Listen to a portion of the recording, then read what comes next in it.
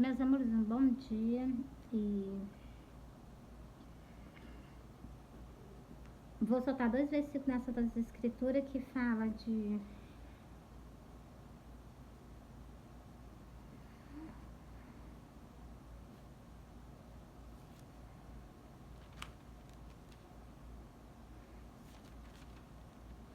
Oséias 8, o versículo 1, que fala que Jesus pede para nós, né, para nós colocar a trombeta à nossa boca e começar a proclamar o Evangelho, proclamar a vida de Jesus. E esse versículo fala justamente sobre o que está prestes a acontecer na face da terra. Vou ler para vocês aqui um versículo. Por que não dizer ler os 3, né? Ó. E põe a trombeta à tua boca, ele virá como águia contra a casa do Senhor, porque transgrediram a minha aliança e se rebelaram contra a minha lei. Primeiro eles fizeram o quê? Transgrediram uma aliança. Segundo foi que eles fizeram? Se rebelaram contra a lei, contra a minha lei. Então, vocês se rebelaram contra a quê? Contra a lei de Deus. Porque a lei de Deus foi estabelecida de um jeito. Eles estão fazendo o quê? Completamente ao contrário, né? Isso aí deu para vocês entenderem. Agora vamos para outro. Eles fizeram reis, mas não por mim. Construíram príncipe, mas eu não o soube.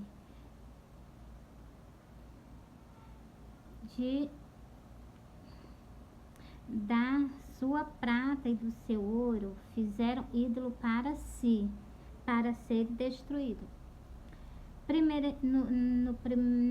Na primeira mensagem que tem escrito no começo do versículo, Deus está dizendo que eles tramam pelas costas dele. No segundo, Deus está dizendo que vocês fazem as coisas também não comunica a ele. E o segundo, vocês estão fazendo coisas indevidas, que é o que? Idolatria. Ídolo é idolatria. E vocês estão fazendo isso para vocês serem destruídos. O versículo 5. O teu bezerro, ó Samaria, te rejeitou. A minha ira se acendeu contra eles. Será que eles estão fazendo tudo de acordo com a vontade de Deus? Com certeza não, porque se estivesse fazendo, com certeza Deus não estava irado. E aqui está dizendo que Deus se irou contra ele. Então, por que Deus se irou? Porque estão fazendo coisas que não devem.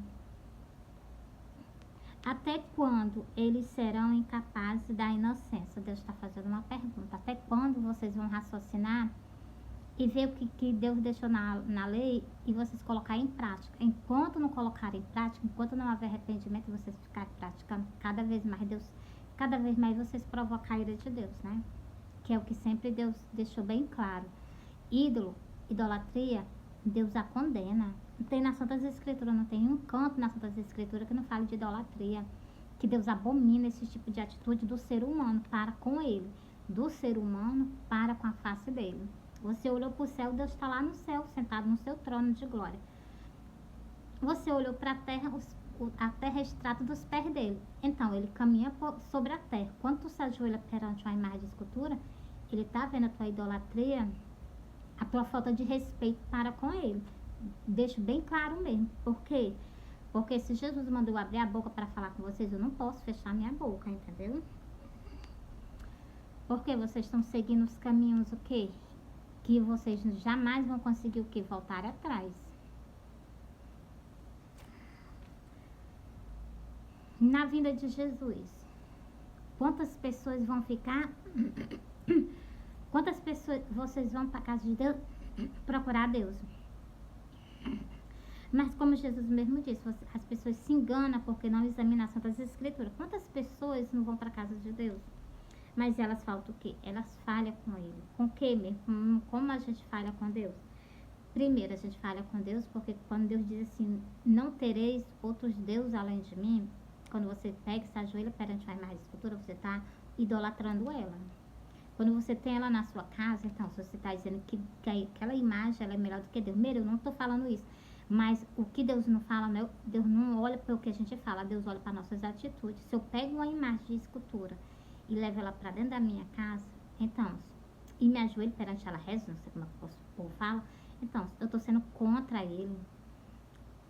Eu estou demonstrando que ela tem muito mais importância do que ele, entendeu? No ponto de vista que tem nas Santas Escrituras, Jesus já condena essa atitude, a atitude de qualquer ser humano. Está escrito nas Santas Escrituras. Poderia ler aqui várias partes, Deus falando da idolatria, dessas coisas que as pessoas fazem. E Deus chama o quê? O povo. Deus chama o povo ao arrependimento, mas o povo não se volta. O povo não entra, a mensagem de Jesus não entra na mente dessas pessoas. Elas não entram, nem tampouco faz moradia. Quando a gente escuta a palavra de Deus, que ela entra dentro da gente, que ela faz moradia, é completamente diferente o comportamento daquelas pessoas. Entendeu? Elas passam a pensar igual Jesus, elas começam a andar igual Jesus, elas começam a sentir a vontade de fazer as coisas que Jesus fazia. Para vocês verem, isso é a verdadeira mudança que Jesus faz dentro do ser humano. Quando a gente dá oportunidade, quando a gente permite que ele entre. Se eu não permitir que ele entre, ele não vai ser mal educado, vai entrar na tua vida à força, não. Entendeu? Ele não entra na vida de ninguém à força. Entendeu? A gente tem que dar o quê? Espaço para ele entrar. A gente tem que dizer: Senhor, entra na minha vida, faz o que tu queres, muda tudo que tu queres, deixa tudo conforme a tua vontade. Quando a gente usa essa expressão, a gente está agradando a ele. Porque ele vai tirar tudo que não tudo que o quê? Que oprime vocês, que desagrada a ele. Porque o que vocês fazem achando que é correto, isso que oprime vocês e ainda o que afasta a presença dele da gente. Quem somos nós sem a presença dele? Glória a Deus que ele tem misericórdia de nós. Porque se não fosse, nem aqui nós não estaria mais, né? Meus amores, entregue esse vídeo para vocês. Vou fazer ele curtinho. Vou fazer um outro vídeo, vou soltar as Santas Escrituras falando da vinda de Jesus. Meus amores, Jesus está às portas. É tempo de arrependimento. Eu vou ler aqui em Mateus para vocês. Vou encerrar esse vídeo aqui em 8 minutos. Mas eu vou ler para vocês algo que Jesus falou no começo do ministério dele. Quando ele começou a pregar na face da terra. Olha o que é que Jesus disse. Olha o que é que João disse. Eu vou ler esses 2 versículos para vocês. Aqui é Jesus, presta atenção. O mundo hoje está dessa forma. O mundo hoje está desse jeito. As pessoas que gostam de botar fazer vista grossa. Mas vocês sabem que o mundo está desse jeito, dessa forma. Pior ele vai ficar quando o Espírito Santo de Deus sair da terra. Como Jesus prometeu, que ia tirar ele da terra. Ai de nós, quem ficar na terra, quando o Espírito Santo sair da terra. Bora lá, ó. O povo assentado em treva viu uma grande luz. Essa luz quem era? Era Jesus. Ele é a luz do mundo. Ele é a nossa luz. E para os que estavam assentados na região e sombra da morte, raiou uma luz. Uma esperança para nós, para a humanidade, raiou. Essa esperança é o que? Na nossa salvação, na nossa redenção. Entendeu? Mais um. É Mateus 4, versículo 16 e versículo 17. Vou encerrar. Olha o que é que Jesus fala nesse versículo. Desde então começou Jesus a pregar e a dizer: arrependei-vos, porque é chegado o reino do céu. Você está vendo como era que Jesus falava com o povo? Como é que Jesus usa essa expressão? Por que Jesus chamava o povo ao arrependimento se o povo não estivesse no pecado? É claro que Jesus chamava ele ao arrependimento, por quê? Porque ele estava no pecado. Hoje a humanidade não está assim, não. A humanidade hoje toda está assim. E hoje eu chamo vocês o quê? Presta bem atenção no que eu vou falar com vocês agora. Arrependei-vos, porque é chegado o reino do céu. Aqui foi no quê? Aqui Jesus abriu a boca e disse isso aqui quando Jesus estava na terra para fazer o sacrifício por nós, para nos dar uma oportunidade de conserto com ele. Agora eu digo para vocês, arrependei-vos, porque Jesus está vindo pela segunda vez. Vocês vão jogar fora mais outra oportunidade? Vocês acham que vai ter a terceira chance?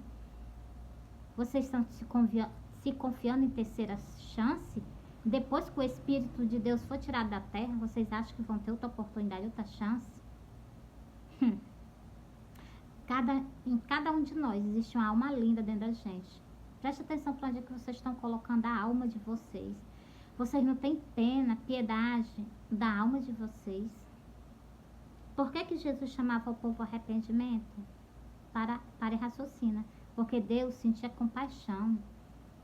Porque Jesus disse, eu sei de onde eu vim e sei para onde eu irei. Jesus disse, vós não sabe nem de onde veio e nem sabe para onde vais. O que Jesus quis dizer com isso? Quando nós nascemos, nós não sabemos de onde nós viemos, mas Ele sabe. Ele diz assim, ó, quando tu estava no ventre da tua mãe, eu já te conhecia. Como é que Ele já me conhecia no ventre da minha mãe, se Ele não soubesse de onde eu vim? Ele sabe, nós não sabemos não. Entendeu, meus amores? Ó, outra coisa, não sabeis para onde vai. O peso dessa palavra, vocês não sabem. Meus amores, quando Jesus fala isso, é quando nós saímos da terra. Para onde vocês estão colocando a alma de vocês? Por isso que tem... Ó, olha o que Jesus fala aqui, ó. Vou para João. Lucas, João.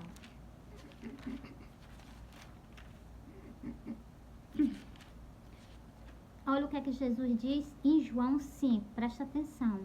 E Jesus ainda fala, e Jesus ainda diz o que vocês estão fazendo. Presta atenção nesse versículo, ó. Examinai as Escrituras, porque vós cuidais ter nela a vida eterna, e são elas que de mim testificam. Olha o que Jesus disse. Examinai as Escrituras. Isso não é só examinar não que Jesus manda, não. Jesus manda examinar e vocês colocar em prática. É impossível vocês examinar e vocês não fazerem, vocês serem salvos. É impossível, não tem chance nenhuma. Preste atenção, Jesus disse o quê? Eu sou o caminho, a verdade e a vida. Ninguém vai ao Pai a não ser por Ele. Vocês acham que a pessoa que não caminha com Jesus tem alguma chance, alguma oportunidade, quando sair da terra, herdar o reino do céu? Nenhuma. Continuando, olha, preste atenção, ó. Examinai as Escrituras, porque vós cuidaste ter nela a vida eterna, e são elas que de mim testificam. Vocês viram, né? O que é que Jesus abre a boca e falou? Olha o que é que ele vai abrir a boca e vai continuar dizendo. Preste atenção. E não quereis vir a mim para ter de vida. Sabe o que é que Jesus diz nesse versículo?